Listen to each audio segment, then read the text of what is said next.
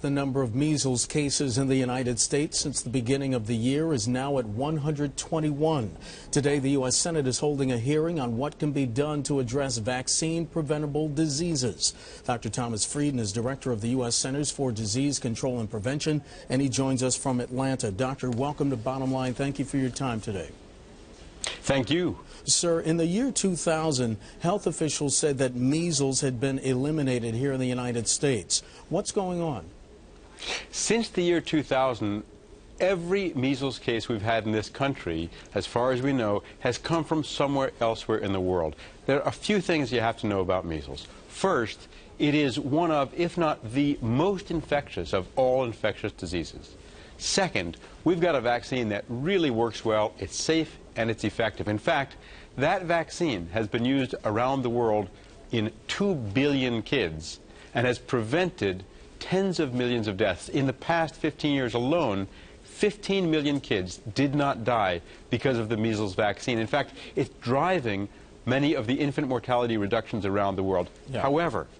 However, we've had a resurgence of measles in countries around the world in the past few years, and we're seeing the reflection of that here in the U.S. because we are all connected by the air we breathe. Dr. Frieden, according to the Pediatrics Journal, the cost for containing one case of measles is over $124,000. What are the economics of preventing a public health outbreak?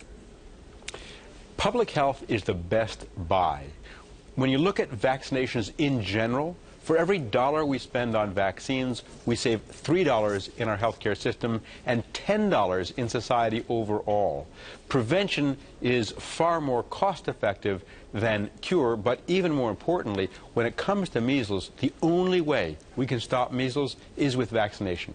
Doctor, you just alluded to something. There's a movement among some parents, as you know, not to have their children vaccinated for measles. How does the confluence of science, religion, and personal liberty impact public health? And as a doctor, what would you tell parents who have concerns about getting their kids vaccinated? How do you convince them that the science on this matter is settled? I understand that parents are concerned that their kids be safe and healthy. Vaccines, and the measles vaccine in particular, has been studied again and again, and the science is clear. There are no negative long-term consequences of the measles vaccine. There can be negative consequences of getting the disease itself. I made sure that both of my kids got vaccinated against measles. I encourage all parents to do so, unless their child has a medical contraindication to vaccination. And that's an important point, because there are some kids, babies under the age of 6 months, or kids who have leukemia or another severe medical condition who can't be vaccinated. If you don't get your kid vaccinated, you're not only putting them at risk, you're putting the baby next door or the kid down the block with leukemia at risk.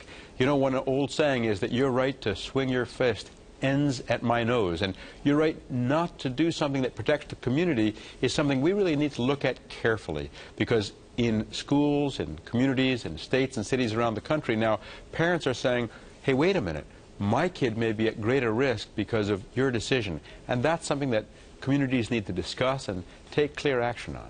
Dr. Frieden, you've made a passionate case, no doubt, but again, as you know, there are some parents who just are not buying what you are selling. What do you tell them?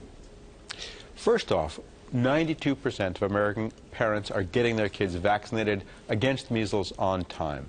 There are pockets where that number is much lower. But when we look at the people who are not getting their kids vaccinated, the vast majority of them are not the people who are adamantly against vaccine. They're folks who may not realize that measles is still with us. It is. Who may not realize that measles can be very severe. It can be. It can kill as many as 1 in 1,000 kids, even in this country, who get it, and another 1 in 1,000 can get serious long-term neurological consequences from the measles disease.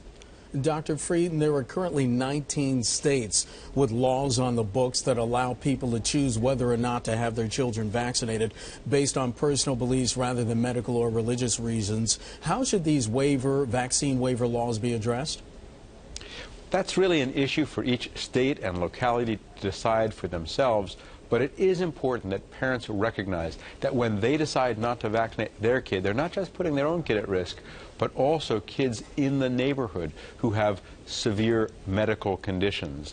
And opting out of vaccines for someone who doesn't have a medical contraindication is something that I don't think is a decision that should be taken lightly or easily. Sir, given the drop in funding, how prepared are U.S. hospitals to handle a measles outbreak?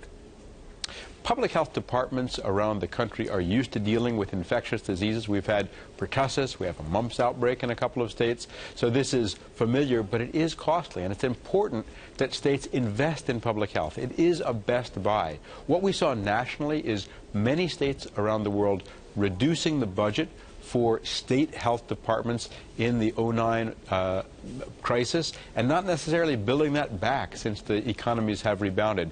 Globally, we need to do better. Globally, last year, still nearly 150,000 babies and young kids died preventably of measles. We can stop that, save lives there, save money and suffering and illness here as well. Dr. Thomas Frieden, he's the director of the U.S. Centers for Disease Control and Prevention, joining us from Atlanta, Georgia. Dr. Frieden, Dr. Frieden, thank you so much for your time. We appreciate it. Thank you.